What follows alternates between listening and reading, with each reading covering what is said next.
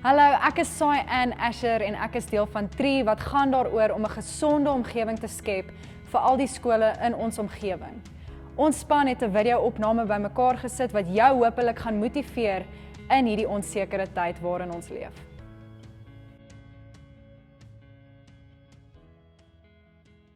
I want to ask you a question today. How are things going with your soul? You know, when I grew up, we had an old song in the church world that we sang, "All is well with my soul." But currently, as I'm reading the media, as I'm speaking to lots of people across the globe, in South Africa, within our different cities, within the educational environment, it seems that everything is not so well with our soul at this point in time. Hi, my name is Marcel Hattingh. I have the privilege of serving as the Chief Executive Officer of a local consulting house with the name of CCI Professional. Within the space of our consulting world, we come across many different people within education, whether it's basic education or higher education, or within the organizational business space, talking about resilience, talking about personal well-being, talking about health, talking about all of these personal components and how do we navigate a challenging season such as the COVID-19 pandemic in a time such as this.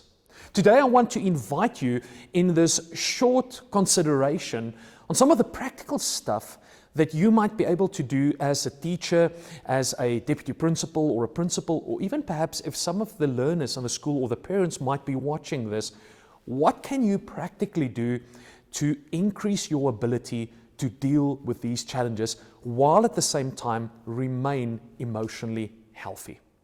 The topic that we are talking about then is what we call personal resilience, or then also your emotional resilience. Let me take a moment to first perhaps just define what exactly do I mean by this.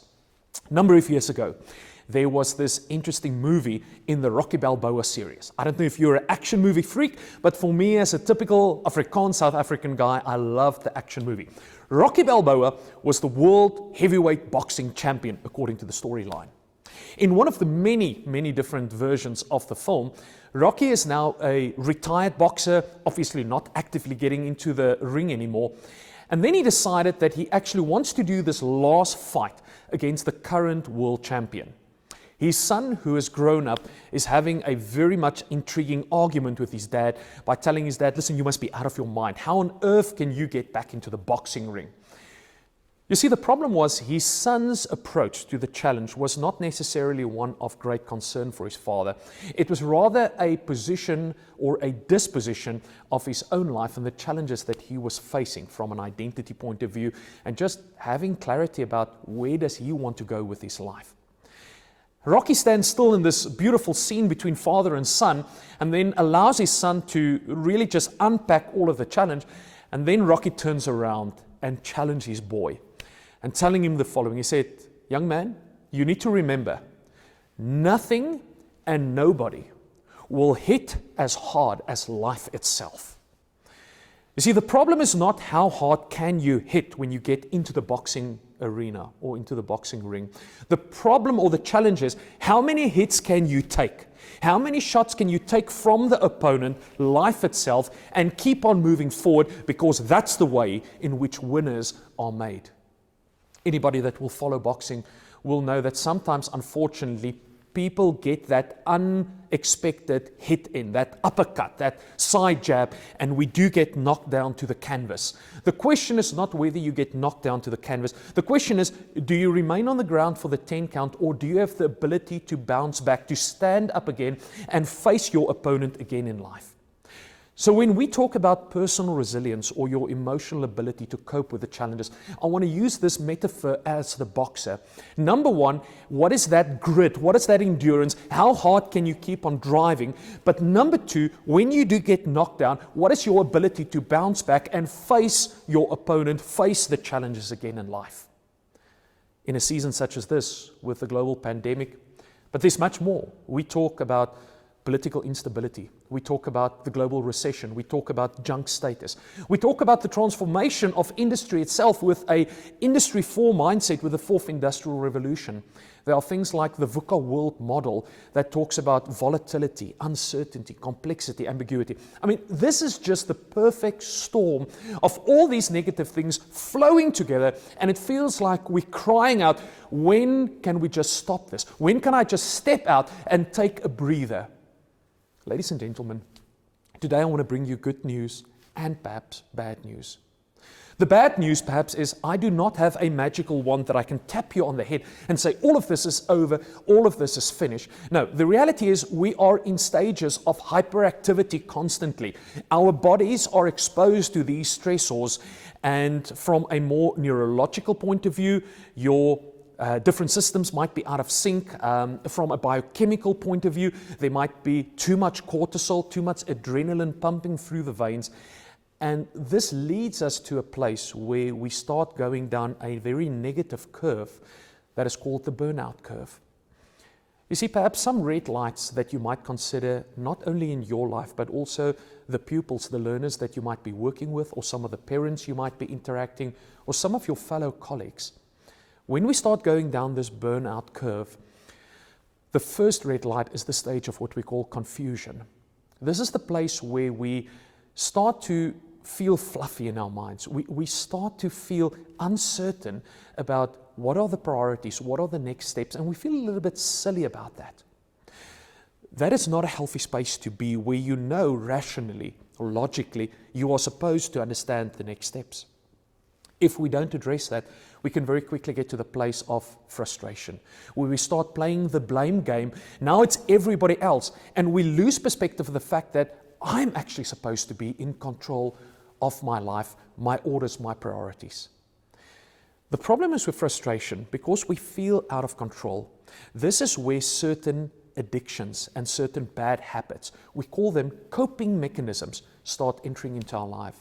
Just this morning, I read some interesting articles on News 24. ICAS, one of our major companies within the psychology space in South Africa, indicated that the suicide figures at this point in time is already doubled concerning the same figures last year. Pornography addiction, with people working so much from home, is already 28% up. The amount of people that's phoning in for debt counseling and estate counsel, getting my will and my affairs in order, ranges between 100 to 300%. That has increased. We're seeing so much more depressions and anxieties, and people get involved with a lot of things which sometimes cause long-term damage. Overeating, undereating, overtraining, undertraining, shopping with credit cards that you can't afford. All of these kind of things. I'm just trying to cope with life. And yet we lose perspective that actually it's not the frustration and confusion that's the problem. And as people do not address these things, finally they fall below what we call the health line, and they move into a place of despair, where really negative things help. I'm not here to share the negative side so much today.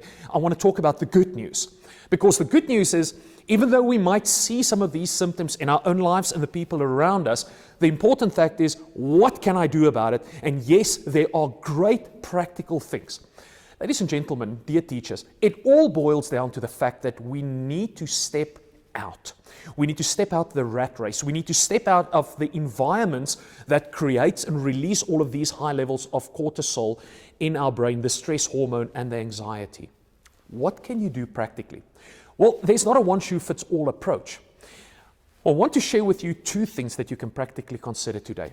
The first thing is, when the COVID pandemic hit, CCI Professional, our company, ran a 35-day campaign to help people to understand small little practical things you can do to step out.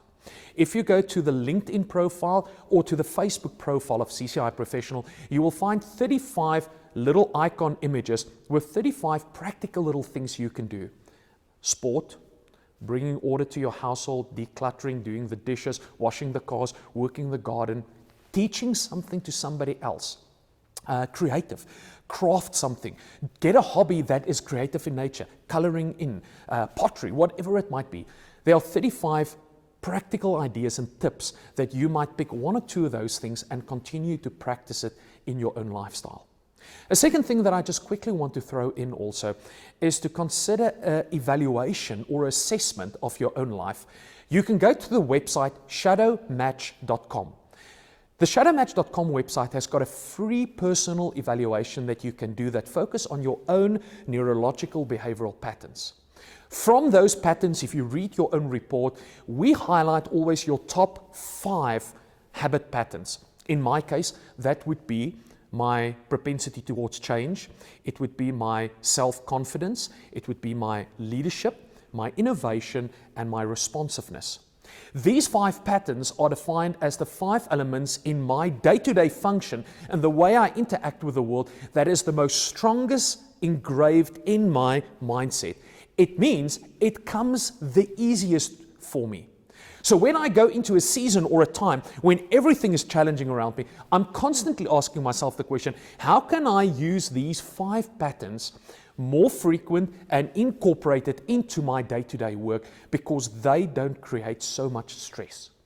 On the other side, my shadow match profile also indicates what are the lowest elements. In my case, individual inclination, routine, and altruism.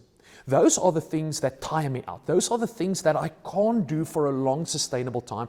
And in seasons such as this, I'm constantly asking myself a question, how do I move out of those lowest developed patterns for my life?